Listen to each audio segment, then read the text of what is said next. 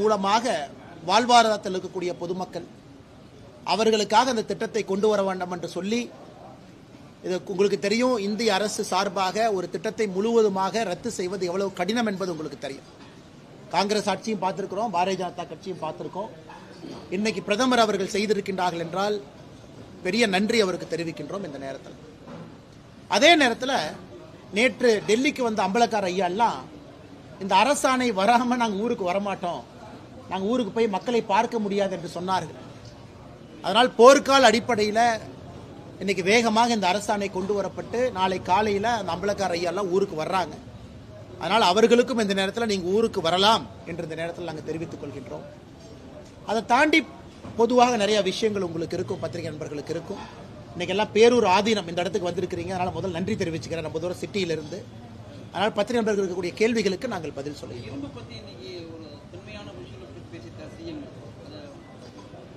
இது ஒரு எல்லோருக்குமே தெரியும் நம்முடைய நாகரிகம். ஏன்னா நம்முடைய பிரதமர் அவர்கள் எப்பொழுதும் சொல்வது உலகத்தினுடைய தொன்மையான மொழி தமிழ் மொழிங்கிறாங்க.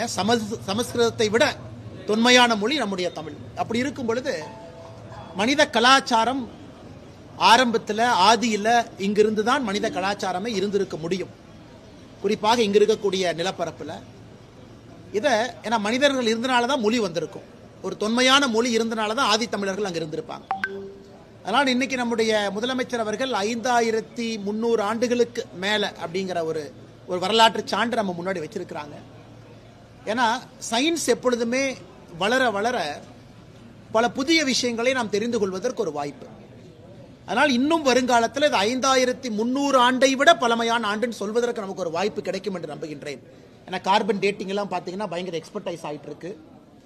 வருகின்ற காலத்தில் இன்னும் ஒரு 10 ஆண்டுகள் கழித்து நம்முடைய தலைமுறை எல்லாம் வரும் பொழுது 5300 ஆண்டை விட இன்னும் பழமையான ஒரு காலகட்டத்தில் இங்கே கருவிகள், உபகரணங்கள், விவசாயம் அந்த காலத்திலே செய்வதற்கு தேவையான கருவிகள் என்ன இருந்துச்சோ அது எல்லாம் கூட இன்னும் பழமை என்று சொல்வதற்கு ஒரு வாய்ப்பு கிடைக்கும். அதனால் இந்த நேரத்தில் இது நம்ம எல்லோருக்கும் சந்தோஷமான ஒரு விஷயம், ஒரு தமிழனுக்கும் இது சந்தோஷமான ஒரு விஷயம்.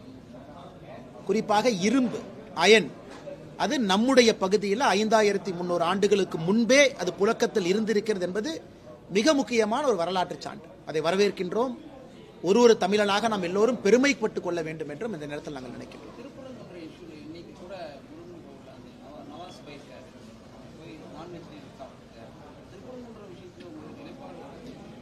எங்களை பொறுத்தவரை மிக தெளிவாக இருக்கின்றோம். அது முருகபெருமானுடைய ஸ்தலம். அது அந்த 1931 பிரிவி கவுன்சில் அந்த தீர்ப்பு நாம டீட்டெயிலாக அதை பேசுவாங்கண்ணா. என்ன வருகின்ற காலத்தில் பேச போறோம்.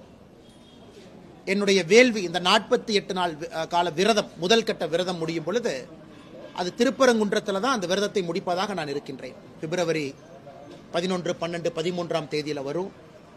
ஆனால் பாரதிய ஜனதா கட்சி என்னுடைய விரதத்தை அன்னைக்கு அங்கே தான் திருப்பரங்குன்றத்தில் தான் அந்த முதல் கட்ட வேள்வியை முடிக்க போறோம்.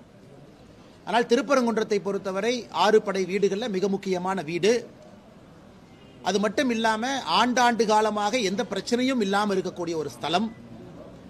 1931 பிரிவி கவுன்சில் தீர்ப்பே தெளிவா இருக்குது. தர்காவா, தர்காவுக்கான இடமா, அது சிக்கந்தர் மலையா, அங்கே மேல என்னெல்லாம் இருந்தாங்க அப்படின்னு. இன்னைக்கு எல்லோரும் புரிந்து கொள்ள வேண்டும், திமுக தூண்டிவிட்டு இந்திய யூனியன் முஸ்லீம் லீகினுடைய எம்பி நவாஸ் கனி திமுகவினுடைய தூண்டுதலின் பேரில் அங்க போய் ஒரு மத பிரச்சனையை உருவாக்கி கொண்டிருக்கின்றார். ஒரு நாள் அல்ல, 2வது நாள் மாமிசத்தை எடுத்துட்டு போய் மாமிசத்தை சாப்பிட்றதுக்கு 1008 இடம் இருக்கு. அங்கதான் போய் நான் சாப்பிட்டு என்னோட உரிமையை நான் காட்டப் போகின்றேன் நினைத்தால் அது ஒரு மக்கள் பிரதிநிதியாக இருக்கக்கூடிய ஒரு எம்பி அந்த வேலையை செய்யணுமா? இது திமுகவினுடைய முழு தூண்டுதல்ல இது நடக்குது. இன்னைக்கு பாரதிய ஜனதா கட்சியினுடைய மூத்த தலைவர் அண்ணன் ஹெச் ராஜா அவர்கள் திருப்பரங்குன்றம் போயிருந்தாங்க.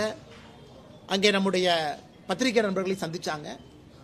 ஆனால் வருகின்ற காலத்தில் பாரதிய ஜனதா கட்சி ஒரு மிகப்பெரிய ஒரு எழுச்சிகரமான ஒரு பெரிய ஒரு இயக்கத்தை திருப்பரங்குன்றத்தை மையமாக வைத்து பாரதிய ஜனதா கட்சி நடத்த இருக்கிறது.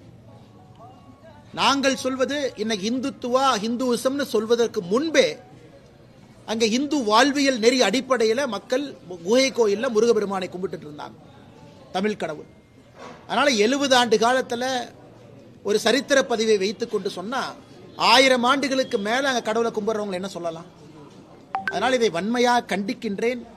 யாரோ ஒரு ஃப்ரிஞ்சு குரூப் போய் பண்றாங்கன்னா பண்ணிட்டு போட்டுக்கணும். அது இன்னைக்கு புதுசில் 1931 பண்ணாங்க. ஒரு ஃப்ரிஞ்ச் எலமெண்ட்ஸ் 4 பேர் போவாங்க, வேலை இல்லாதவங்க பேசுவாங்க, அது வேற விடுங்க.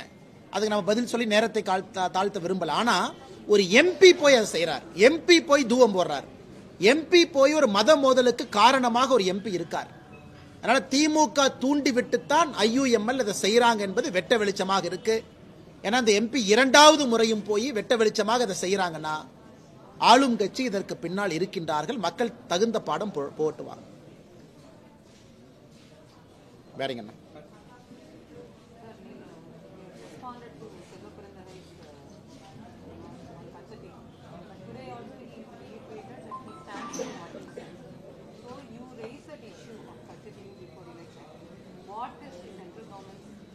மேடம், இதுல சென்ட்ரல் கவர்மெண்ட் ஸ்டாண்ட வந்து அதிகாரப்பூர்வமாக பிரதமர் அவர்கள் 2-3 மேடையில் பேசியிருக்காங்க. இதை முதலாக அந்த கிளாசிஃபைட் டாக்குமெண்ட்டை டீகிளாசிஃபை செய்யப்பட்டு அது நான் ஒரு தனி மனிதனாக போட்ட RTIல தான் அந்த டாக்குமெண்ட்டை வெளியே கொண்டு வந்தோம்.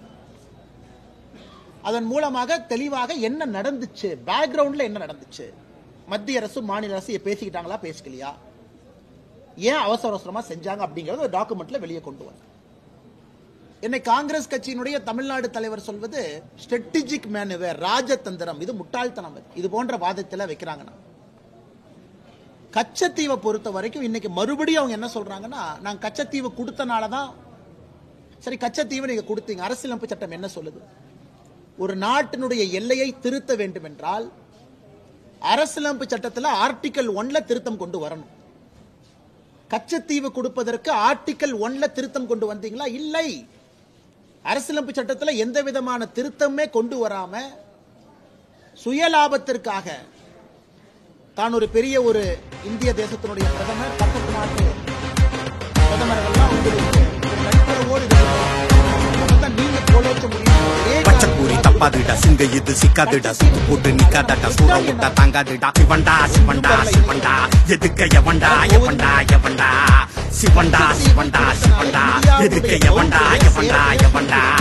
பச்சைக்கூரி தப்பாதுடா, சிங்க இது சிக்காதுடா, சுத்து போட்டு நிக்காதடா, சூற விட்டா தாங்காதுடா. சிவண்டா சிவண்டா. மீனவர்கள் ஒரு காலத்துல போயிட்டு இருந்தாங்க. ஏன் நெடுந்தீவில் இருக்கக்கூடிய பசுமாட்டினுடைய பால் தான் ராமநாதபுரத்தில் இருக்கக்கூடிய ராமநாத சுவாமி கோவிலுக்கு வரக்கூடிய பசும்பால் நெடுந்தீவனுடைய மாட்டிலிருந்து வரக்கூடிய பால், பசுவிலிருந்து வரக்கூடிய பால். இது ஆண்டாண்டு காலமா இருந்துச்சு.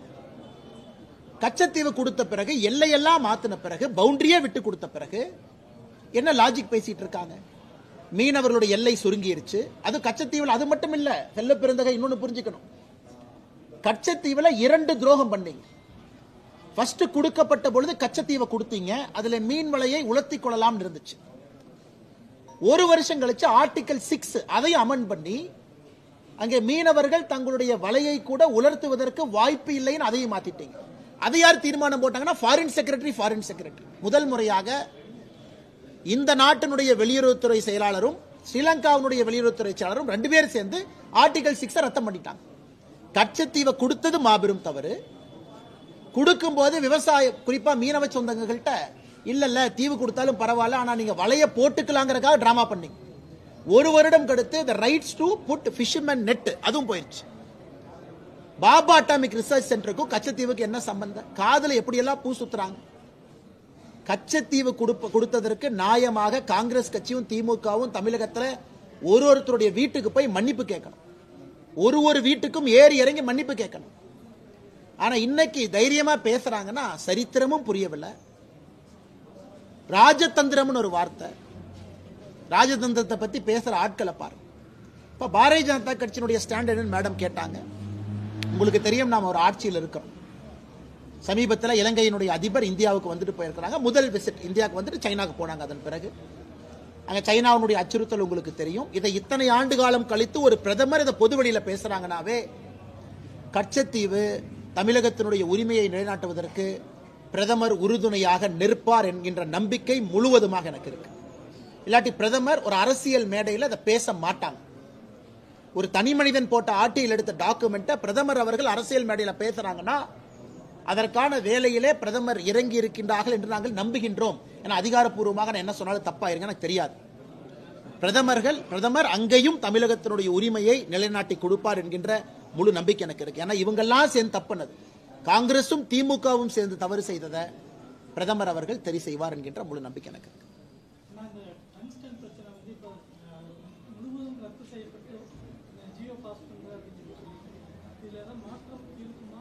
ஜியோ வந்துருச்சுங்கண்ணா, அதான் உங்களுக்கு காமிச்சங்கண்ணா, ஜியோ வந்துருச்சு.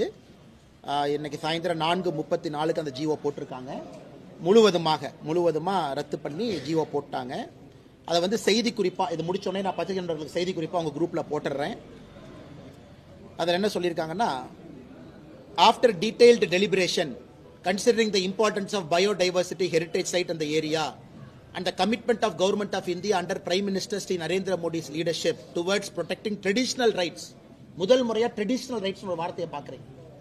நம்ம ஆர்கியூமெண்ட் என்னன்னா, அம்பலக்காரங்க அவங்க 1750 யூசுப் கான் எதிர்த்து சண்டை போட்டது, நமக்கு இருக்கக்கூடிய ரெக்கார்ட், அங்க இருக்கக்கூடிய 250க்கு மேற்பட்ட கோவில், கள்ளழகர் கோவில், இதெல்லாம் ஆர்கியூமெண்டா நம்ம வச்சோம்.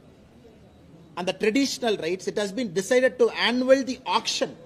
அந்த ஆக்ஷனையே முழுவதுமா ரத்து பண்ணியாச்சு. ஆக்ஷன் தான் அந்த 4984 ஏக்கர். அதுல தெளிவா சொல்லியிருக்கிறாங்க.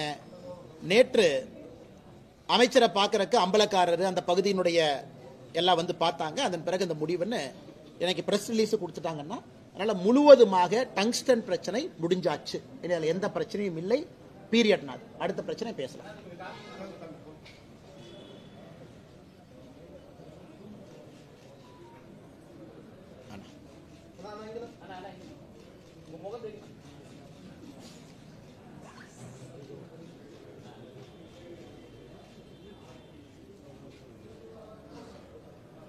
வேறங்க madam,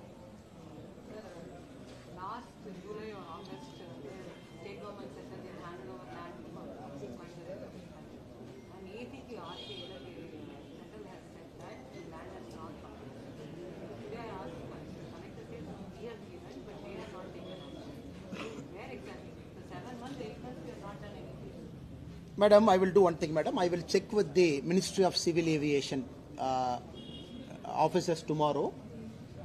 Tomorrow. I will update you tomorrow, madam. Because exactly what is the process? Did the state government completely give it? Did they start the process? Is the land document, everything given to them? And whether they have taken over the land completely. I will check with the Civil Aviation Department. By tomorrow, I will give you an update, madam.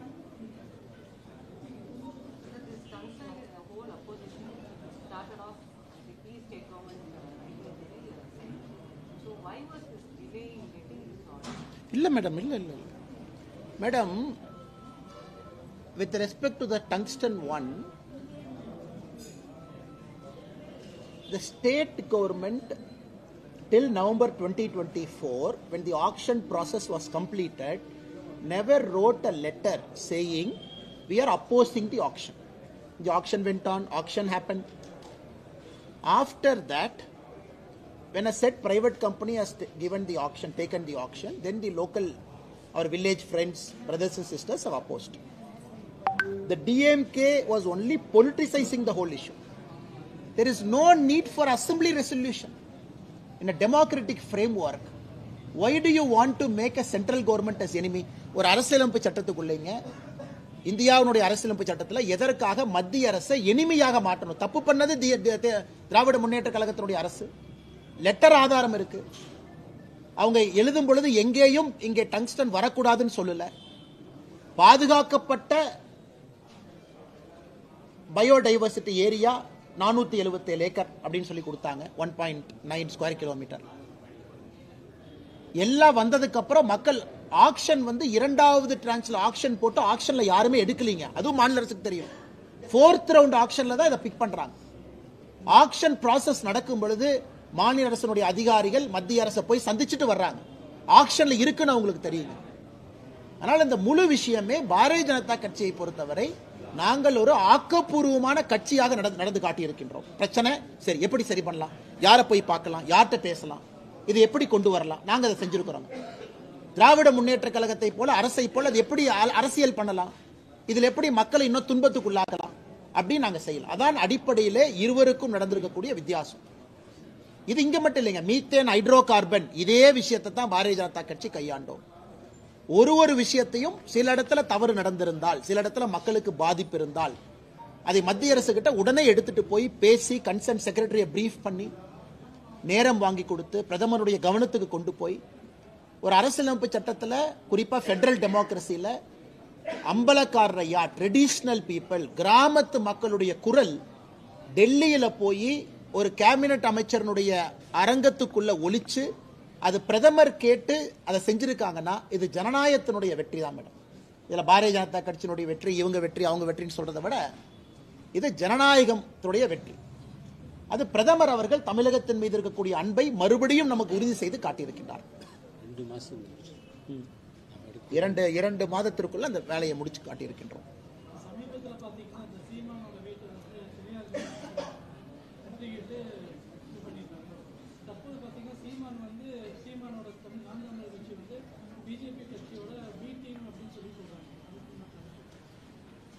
இப்ப உதாரணத்திற்கு இது இப்படி பாருங்க, இந்த விஷயத்தை திருப்பி இப்படி பார்ப்போம். பாரதிய ஜனதா கட்சியில் அண்ணன் ஹெச் ராஜா உட்பட பல மூத்த தலைவர்கள் வந்து பெரியார் அவர்களுடைய முரண்பாடுகளை மக்கள் மன்றத்தில் வச்சுக்கிட்டு இருக்காங்க. ஒரு லீடருக்கு ஒரு ஸ்டைல். நான் இந்த கட்சியினுடைய மாநில தலைவராக, கட்சியினுடைய நிலைய தலைவர் என்ன சொல்றோம்னா, பெரியாருடைய முரண்பாடுகள் இருக்கு, அதை கோவிலுக்கு வெளியே ஒரு வாசகம் வச்சிருக்கீங்கன்னா அதை தூக்கி பொது இடத்துல வச்சிடறோம். பார்க்கறவங்க பாருங்க, பார்க்காதவங்க போங்க. நாங்க பெரியாருடைய கொள்கையை ஏற்கவில்லை என்றாலும் பெரியாரை நாங்க அவமானப்படுத்த போறதில்லை. அவர் பாட்டுக்கு அவர் இருக்காரு, எங்க பாட்டுக்கு நாங்க இருக்கோம். நாங்க எதையும் நாங்க ஏத்துக்க போறதில்லை. மக்கள் பெரியாரை எல்லாம் மறந்து கடந்து புது ஜெனரேஷன் வந்துகிட்டு இருக்காங்க. இவர்களுடைய அரசியல் லாங்குவேஜ் இன்னைக்கு வேற, இது எங்களுடைய இது. இப்ப சீமான் அண்ணன் வேற ஒரு அப்ரோச் எடுத்திருக்காங்க, அது அவர் அப்ரோச். ஆனா பாரதிய ஜனதா கட்சி பெரியார் அவர்களை பற்றி பேசி இருக்கக்கூடியது கன்சிஸ்டன்டா தான் எங்க ஸ்டாண்ட் இருக்கு. மேபி டிஃபரன்ஸ் மாறி இருக்கலாம், இன்டென்சிட்டி மாறி இருக்கலாம். பெரியார் அவர்கள் முரண்பாடு இருக்கு, ஆனா பெரியாரை வச்சு நாங்க அரசியல் பண்ண விரும்பல, தாண்டி போயிட்டோம். பெரியாரை தாண்டி எப்போ நாங்க போயாச்சுங்க. இன்னைக்கு ஆக்கப்பூர்வமான டெவலப்மெண்ட் அரசியல், இதற்கே எங்களுக்கு நேரம் சரியா இருக்கும் பொழுது பெரியாரை பேசி அதுக்கு ஒரு 4 பேர் ஆர்ப்பாட்டம் பண்ணி, அதுக்கு நம்ம கட்சிக்காரங்க 4 பேர் போய் 2 பேர் சேர்ந்து கண்ணாடி உடைச்சு போலீஸ் ஸ்டேஷன்ல எஃப்ஐஆர் போட்டு அது 30 வருஷம் கோர்ட்டுக்கு ஏறி இறங்கி, இது ஆக்கப்பூர்வமான அரசியல் எனக்கு தெரியலங்கண்ணா. அண்ணன் சீமான் அவருடைய பாதை அவர் பாதை, எங்க பாதை எங்க பாதை. நாங்க ஆக்கப்பூர்வமா டெவலப்மெண்டல் பாலிடிக்ஸ்ல பேசுறேன். பேசல, கல்வியை பத்தி பேசுறேன், பொருளாதாரத்தை பத்தி பேசுறேன்னா, விஞ்ஞானத்தை பத்தி, வேளாண் துறையை பத்தி தான் நாங்க பேசுறோம். எங்களுக்கு அது போதும் என்று நினைக்கின்றோம். மக்கள் அதை தான் விரும்புறாங்கன்னு நாங்க நினைக்கிறோம். ஆனால் நாங்கள் பெரியாரை தாண்டி எப்பொழுதே வெளியே வந்து விட்டோம். தேர்தல் வாக்குறுதியில ஏறக்குறைய 350க்கு மேல வாக்குறுதிகளை நிறைவேற்றிட்டோம், சொல்லாத திட்டங்களை நிறைவேற்றிருக்கோம் அப்படின்ற மாதிரி சொல்லியிருக்காரு. நீங்க எப்படி பாக்குறீங்க? நீ முதலமைச்சர் நிறைய பொய் பேச ஆரம்பிச்சிட்டாருன்னு அர்த்தங்கண்ணா. ஏன்னா எலெக்ஷன் வரப்போது 1 வருஷம் இருக்கு. முதலமைச்சர் அவர்கள் இந்த எலெக்ஷன் வர்றதுக்கு 1 வருஷம் நிறைய பொய் பேசினாரு. அப்புறம் 3 வருஷம் பொய் பேசாம இருந்தாரு. இப்ப பொய் பேசுறதுக்கு நேத்துல இருந்து ஆரம்பிச்சுட்டாருன்னு அர்த்தம். எப்ப முதலமைச்சர் அவர்கள் தேர்தல் வாக்குறுதின்னு ஒரு வார்த்தையை பயன்படுத்துறாங்களோ அன்னைக்கு முதலமைச்சர் நமக்கு வெளிப்படையா சொல்லாம என்ன சொல்றாங்கன்னா, நான் இன்னையிலிருந்து பொய் பேச ஆரம்பிச்சிட்டேன் தமிழக மக்களே, இது 2026 எலெக்ஷன் வரைக்கும் பொய் பேசுவங்கிறத நேத்து நம்ம கோடிட்டு காட்டியிருக்கிறாங்க. அதுதான் திமுகவுடைய தேர்தல் வாக்குறுதி. தேர்தல் வாக்குறுதியை பற்றி பேசுவதற்கு அருகதை இல்லாத ஒரு கட்சி திராவிட முன்னேற்ற கழகம். இப்பவும் கேட்கிறோம், இவ்வளவு பேசுறீங்க, வெள்ளை அறிக்கை கொடுப்பதற்கு என்ன பிரச்சனை? 511 தேர்தல் அறிக்கை எல்லாம் போட்டுட்டு லைன் பை லைன் இந்த டேட்ல ஜிஓ போட்டோம். இதுதான் இப்ப நீங்க கேக்குறீங்க, டங்ஸ்டன் ஜிஓ காட்டுங்க, நான் ஜிஓ காட்டுறேன் பாருங்க. சோ ஜிஓ போட்டு இந்த தேர்தல் வாக்குறுதி இந்த நாள் நிறைவேற்றி விட்டோம் என்று சொன்னால் பிரச்சனை முடிஞ்சது இல்லைங்க. நான் நிறைவேற்றிட்டேன் 70% நிறைவேற்றிட்டேன், 60% நம்ம மக்களுக்கு தேவை. ஓகே, ஒரு வெள்ளை பேப்பர் எழுதி கொடுங்க ஐயா பார்க்கலாம். எதுக்கெல்லாம் வெள்ளை பேப்பர் போடுறீங்க? ஆவுனா அசம்பிளி ரெசல்யூஷன் போடுறீங்க. திமுக தேர்தல் வாக்குறுதின்னு அசம்பிளியில் ரெசல்யூஷன் போடுறதுக்கு என்ன பிரச்சனைங்கண்ணா? எதற்கெல்லாம் ரெசல்யூஷன் போடுறாங்க? சட்டப்பேரவையில் நாங்கள் மக்கள்கிட்ட சொல்லி ஆட்சிக்கு வந்திருக்கோம். அடுத்த சட்டப்பேரவை கூட்டத்தில் இதுதான் எங்களுடைய ரெசல்யூஷன், பாருங்க எல்லா மக்களும் படிச்சுக்கங்க. அது செய்யாதவரை யாரும் திமுகவை நம்ப போவது கிடையாது.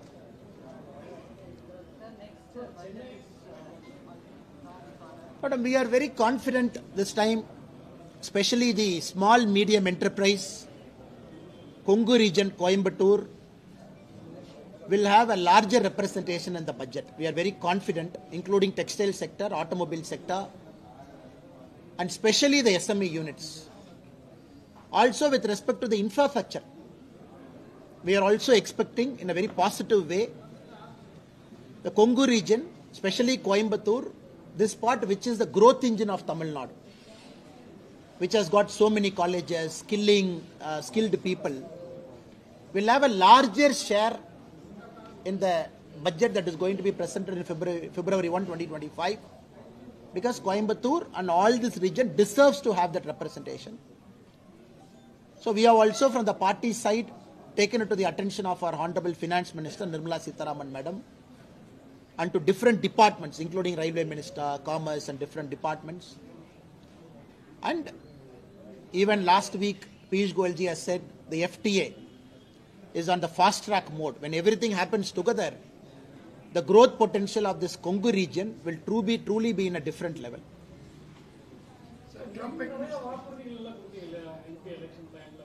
ஒரு சாதாரண மனிதனாக என்னால் என்ன வாக்குறுதி எல்லாம் செயல்படுத்த முடியுமோ செயல்படுத்திக் கொண்டே இருக்கின்றோம். NIA, நேஷனல் இன்வெஸ்டிகேஷன் ஏஜென்சி, மிக முக்கியமாக நம்ம கோயம்புத்தூர் கொடுத்தது நார்கோட்டிக்ஸ் கண்ட்ரோல் பியூரோ. இரண்டும் உள்துறை அமைச்சர் அவர்கள் கோயம்புத்தூருக்கு கொடுப்பார்கள் என்கின்ற நம்பிக்கை இருக்கு. கடிதம் போட்டிருக்காங்க, பதில் கடிதம் எழுதியிருக்காங்க. அதுபோல ஒன்னொன்னு ஃபாலோ பண்ணிட்டு இருக்கோம்.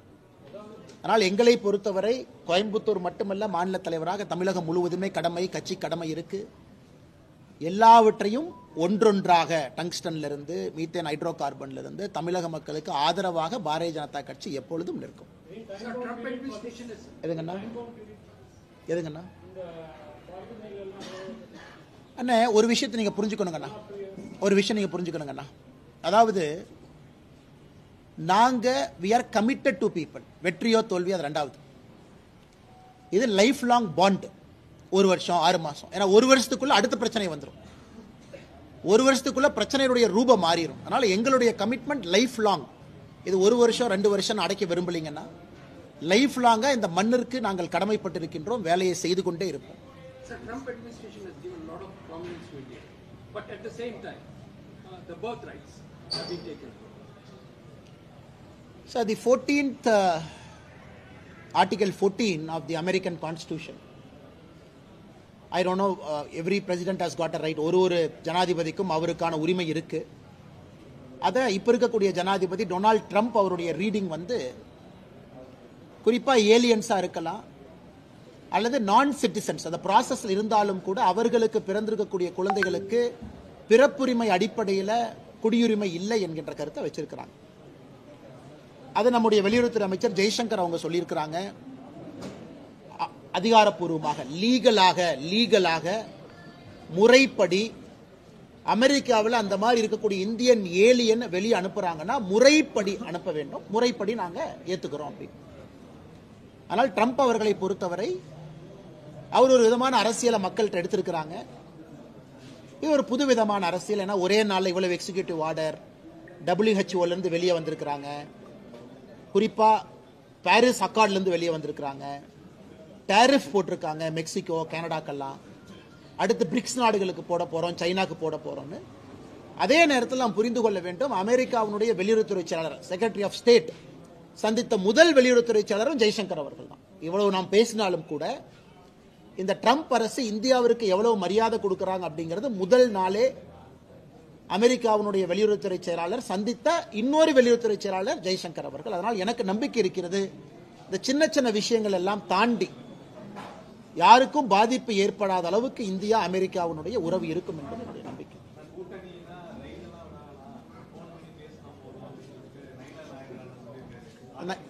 நயினார் அண்ணன் அவருடைய ஸ்டைலில் அவர் பாஷையில சொல்லியிருக்காருங்கன்னா, பட் அது அவர் கான்டெக்ட் அது சொல்லல. ஏன்னா பத்திரிகை நண்பர்கள் கேள்வி ஏதோ கேட்டிருந்தீங்க, யாரோ வீட்டில் இன்கம் டேக்ஸ் ரைட் நடந்திருக்கு, அதை பற்றி உங்கள் கருத்து என்னன்னு. அதுக்காக ஒரு கேஷுவலாக தான் சொன்னாங்க, அது சீரியஸாக அவர் சொல்லல. அதே நேரத்தில் கூட்டணியெல்லாம் ரொம்ப சீரியஸான விஷயம். ஒரு கட்சியும் அவங்களுக்கு என்ன கிடைக்கும், அவங்க என்ன விட்டு கொடுக்குறாங்க, அந்த கூட்டணி மூலமாக லாபமா நட்டமா எல்லாம் கால்குலேட் பண்ணி தான் ஒரு கூட்டணி தமிழ்நாட்டில் அமைதுங்கண்ணா. யாருமே பொதுவாக ஒரு கூட்டணிக்கு போறது இல்லை. அதனால் 2026 உறுதியாக தமிழகத்தில் கூட்டணி ஆட்சி தான் மலரும், அதில் மாற்று கருத்து இல்லை. எந்த ரூபத்தில் எப்படி என்பதை பொறுத்திருந்து பார்ப்போம்.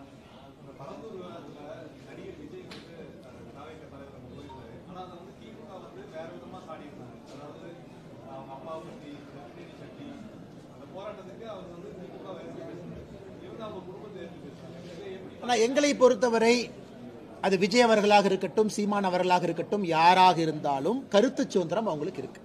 தந்தை பெரியாரை பத்தி சீமான் சொல்றாங்க, கருத்து சுதந்திரம் இருக்கு. கருத்தா எதிர்த்தா ஒரு ஜனநாயகத்துக்கு நல்லது. இப்ப விஜய் அவர்கள் பரந்தூரை பத்தி ஒரு கருத்து வச்சிருக்காங்க. உதாரணத்துக்கு பாரதிய ஜனதா கட்சி சார்பா நாங்க ஒரு பெரிய விளக்கம் கொடுத்தோம். மத்திய அரசுக்கும் இதுக்கு என்ன சம்பந்தம்? பரந்தூரும் பன்னூரும் நீங்க கொடுத்தீங்க, நாங்க அப்ரூவ் பண்ணோம் ரெண்டையும். அதுல பரந்தூர் செலக்ட் பண்ணாங்க. அதுக்கு முன்னாடி பரந்தூரும் மாமந்தூர் அனுப்பிச்சாங்க அதிமுக ஆட்சியில. திமுக வந்த பிறகு மாமந்தூர் தூக்கிட்டு அவங்க 2 புது ஊரை போட்டாங்க. மத்திய அரசை பொறுத்தவரை மாநில அரசு அனுப்பக்கூடிய பட்டியல்ல மத்திய அரசு என்ன பார்ப்பாங்க? பக்கத்துல விமான நிலையம் இருக்கா, இங்கே சுற்றுச்சூழல் பிரச்சனை இருக்கா, 2-3 விஷயத்தை பார்த்து அனுமதி கொடுப்பாங்க. ஆனால் இன்னைக்கு சென்னைக்கு விமான நிலையம் வேண்டுமா? கட்டாயமா வேண்டும். அதுல எந்த மாற்று கருத்து இல்லை. ஏன்னா இந்தியாவில் ஒரு பெரிய நகரத்தில் சிறிய விமான நிலையம் Chennai, Delhi 5000 acre, Hyderabad 5000 acre, Bangalore 4000 acre. கோயம்புத்தூர்காரங்க ரொம்ப கோபமா இருக்கிறீங்க, அண்ணா எங்களுக்கு 300 ஏக்கர் கூட இல்லை, அங்க நீங்க 2000 ஏக்கரை பத்தி பேசுறீங்க. சென்னை வெறும் 1000 ஏக்கர். ஆனால் இன்னைக்கு விஜய் அவர்கள் போய் சில விஷயத்தை பார்த்திருக்கிறாங்க, நீர்நிலைகளை பத்தி சொல்லியிருக்கிறாங்க. இதை சரி செய்வதற்கு மாநில அரசு முயற்சிக்கணும். அது விஜய் அவர்களாக யாரு வேண்டுமானாலும் சொல்லட்டும். மத்திய அரசா நாங்க என்ன கேட்கிறோம்? ஒரு ப்ரொபோசலை கொடுங்க, செஞ்சு காட்டுறோம். இதான் எங்களுடைய ஸ்டாண்ட். அதனால விஜய் அவர்கள் சொல்லி இருக்கக்கூடிய கருத்துல நியாயம் இருக்கு. அதை மாநில அரசு சரி செய்ய முடியும்னா சரி பண்ணுங்க. அரசியல் கட்சிகள்ல வேலை தானே. எல்லோரும் அதை ஒரு பிரச்சனையா மக்கள் கவனத்தை கொண்டு வர்றாங்க அரசுகிட்ட. அதனால் திமுக அரசு யாராக இருந்தாலும் கூட, யார் பரந்தூரை பற்றி யாரு கருத்து சொன்னாலும், அது விஜய் அவர்களாக இருக்கட்டும், சமூக ஆர்வலராக இருக்கட்டும், வேறு எந்த கட்சியாக இருந்தாலும், அந்த பிரச்சனையை சரி செய்ய முடியுமான்னு யோசிச்சு பாருங்க. அதுதான் நாங்க கேட்கிறோம். எங்களுக்கு இந்த ப்ராஜெக்ட் டிலே ஆகக்கூடாது. பரந்தூரோ பன்னூரோ அது மாமந்தூரோ இன்னொரு ஊரோ. ஏன்னா இன்னைக்கு பரந்தூர் விமான நிலையத்தை ஆரம்பிச்சா அது செயல்பாட்டுக்கு வருவதற்கு 10 ஆண்டுகள் ஆகும். 10 ஆண்டுகள், 10 வருஷம் வேணும் கட்டி முடிச்சு வெளியே கொண்டு வரதுக்கு. அதனால் நீங்க இன்னும் 1 வருஷம் 2 வருஷம் 3 வருஷம் டிலே பண்ணீங்கன்னா இது கோயம்புத்தூர் ஏர்போர்ட் கதை மாதிரி ஆயிடும். கோயம்புத்தூர் ஏர்போர்ட் எப்போ வந்திருக்கணும்? கோயம்புத்தூர் மக்களுக்கு இந்த வழி தெரியும். இன்னும் லேண்ட் கொடுப்பாங்களான்னு. இப்போ மேடம் அவங்க கேட்டாங்க, கொடுத்தேன் கொடுக்கலன்னு சொல்றாங்க. அந்த வடிவேலு காமெடி மாதிரி வந்துச்சு வரலிங்கிறாங்க, பதில் சொல்லுங்க. அதற்கெல்லாம் வழி கொடுக்காம வேகமாக இதை செய்து முடிக்க வேண்டும் என்பதுதான் எங்களுடைய கோரிக்கை. அண்ணே ஒரு விஷயத்தை நல்லா புரிஞ்சுக்கங்க அண்ணே, டங்ஸ்டனை பொறுத்த வரைக்கும் அது வரவில்லை என்றாலும் பிரச்சனை இல்லை. அப்படி பாருங்க, அது வரலினாலும் பிரச்சனை இல்லை, வேற இடத்துல எடுத்துக்கலாம். ஆனா இன்னைக்கு சென்னை பக்கத்துல விமான நிலையம் வர வேண்டும் என்பது நிச்சயம், அது கட்டாயம். ஆனால் நாங்கள் சொல்வது பரந்தூர் பன்னூர் மாமந்தூர்னு சொல்ல, விமான நிலையம் வேண்டும். விமான நிலையத்தை கேன்சல் பண்ணாதீங்க. அது இந்த ஊரா அந்த ஊரா அதுக்கு அடுத்த ஊரா? நீங்க ஊர் மக்களை போய் பாருங்க, காம்பன்சேஷனை இரட்டிப்பாப்புங்க, 4 மடங்கு ஆக்குங்க, மக்களுக்கு வாழ்வாதாரத்துக்கு இன்னொரு ரீசெட்டில்மெண்ட் கொடுங்க, பேங்க் லோன் ஃபெசிலிட்டேட் பண்ணுங்க, இதெல்லாம் பண்ணுங்க. அதான் நான் கேட்கறது. நான் பரந்தூர் பன்னூர் மாமந்தூர்ங்கிற வார்த்தையை பயன்படுத்தல. திருப்போரூரும் ஃபர்ஸ்ட் கொடுத்த அதிமுக லிஸ்ட்ல இருந்துச்சு, திருப்போரூர் இருந்துச்சு. ஆனால் நாங்கள் சொல்வது ஏதோ ஒரு ஊர் மத்திய அரசு அப்ரூவ் பண்ணி இன்னும் வேலையை ஆரம்பிக்காம இருந்தாலும் கூட மாற்றுவதற்கு வாய்ப்பு இருக்கு, செய்யுங்கன்னு தான் நாங்க சொல்றோம். இல்ல பரந்தூரே நாங்க சமாதானப்படுத்துறோம், ஒரு குரூப் ஆஃப் 5 மினிஸ்டர் போடுறோம், பொதுப்பணித்துறை அமைச்சர் தலைமையில் 5 அமைச்சரை போடுறோம் குழுவை. அந்த அமைச்சர் அங்கேயே போய் இருந்து மக்கள்கிட்ட பேசி பிரச்சனைக்கு ஆன் த ஸ்பாட் தீர்வு, காம்பன்சேஷன் அதிகப்படுத்துறோம், உங்களுக்கு கொடுக்குற ஆல்டர்னேட் லேண்டை மாத்தி கொடுக்குறோம், ஏதோ ஒன்று பண்ணி சால்வ் பண்ணுங்கன்னு தான் நாங்க சொல்றோம். அதற்காக தயவு செய்து விமான நிலையம் வேண்டாம் என்று சொல்லாதீர்கள் என்பதுதான் எங்களுடைய அடிப்படை. இது அதுக்கு தீர்வு வரணும் அல்லனே. கமிட்டி நீங்க ஏதோ யார கமிட்டி போகணும்? சீனியர் மோஸ்ட் 5 மினிஸ்டர் அனுப்புங்க, சம்பந்தப்பட்ட துறையில் இருக்கிற அமைச்சர் அனுப்புங்க. ஏன்னா ஆன் த ஸ்பாட் அவங்க டெசிஷன் எடுக்கட்டும். ஆனால் நீங்க முதலமைச்சர் இதுல வேகம் காட்டி பிரச்சனையை தீர்க்க முடியுமான்னு பாருங்க. 900 நாளுக்கு மேல ஆர்ப்பாட்டம் போகுதுன்னா, ஒரு நாள் 2 நாள் 900 டேஸ், எத்தனை நாளைக்கு மக்கள் அங்க ஆர்ப்பாட்டம் பண்ணுவாங்க? பிரச்சனையை தீர்த்து கொடுங்கன்னு தான் நாங்க சொல்றோம். எனக்கு தெரியாதுங்கண்ணா, நீங்க சொன்ன காங்கிரஸ் கட்சி தலைவர் அவருடைய தொகுதி அங்கதான் வருது. அதனால அடுத்த பாரதிய ஜனதா கட்சியினுடைய மாவட்ட தலைவர்கள் லிஸ்ட் இன்னும் 2-3 நாள்ல வந்துருங்கண்ணா. இன்னும் 2-3 நாட்கள்ல அடுத்த லிஸ்ட் நாங்க வெளியிட்டுருவோம். எங்களுடைய நோக்கம் இந்த மாத இறுதிக்குள்ள எல்லா ப்ராசஸையும் முடிக்கணும் அப்படிங்கிறது தான் நம்முடைய தேசிய தலைமையினுடைய நோக்கம். அதை வேகமாக செயல்படுத்தி கொண்டிருக்கிறோம். மாநில தலைவர் அரசு பண்ணி எப்ப வேணுமோ கொடுத்துடலாங்கண்ணா. அதாவது ப்ராசஸ் என்னன்னாங்கன்னா, மாவட்ட தலைவர்கள் முடித்த பிறகுதான் மாநில தலைவருக்கான ப்ராசஸை ஆரம்பிப்போம். ஆனால் எங்களை பொறுத்தவரை மாவட்ட தலைவர் ஆன எல்லா தேர்தலையும் இந்த மாத இறுதிக்குள்ள வேகமாக நடத்தி முடிக்க வேண்டும் என்பது எங்களுடைய நோக்கம். அதன் பிறகு அல்லது அதை ஒட்டியே மாநில தலைவருக்கான அந்த ப்ராசஸையும் முடிச்சிருக்கோம். சரிங்களாண்ணே? நன்றி.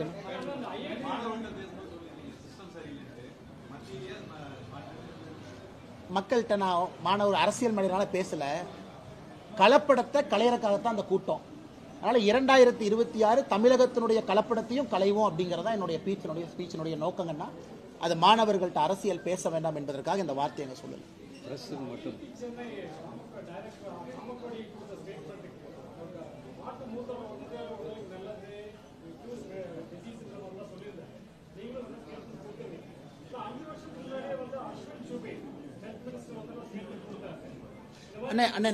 நான் சொல்றதுன்னு ஒரு நிமிஷம் நான் சொல்றதுன்னு சில விஷயங்களை நான் பொதுவெளியிலே பேச மாட்டேன். காரணம், தனிப்பட்ட விஷயம். எனக்கு என்னுடைய மதம் எனக்கு தனிப்பட்ட விஷயம்.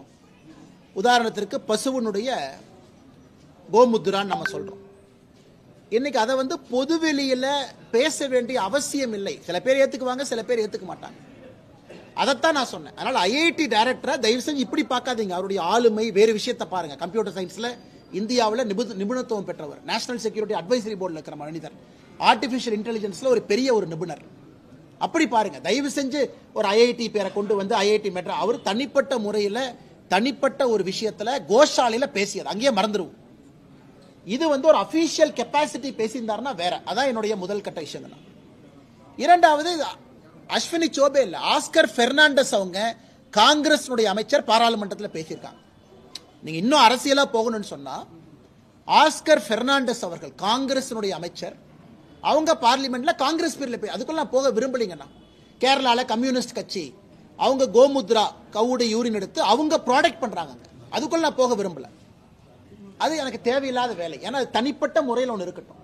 பொதுவெளியில பேசுவதற்கு 10,000 விஷயங்கள் இருக்கும் பொழுது எதற்கு டைவர்ட் ஆகி இன்னொரு பக்கம் போகணும் அப்படிங்கறதா என்னுடைய விஷயம்.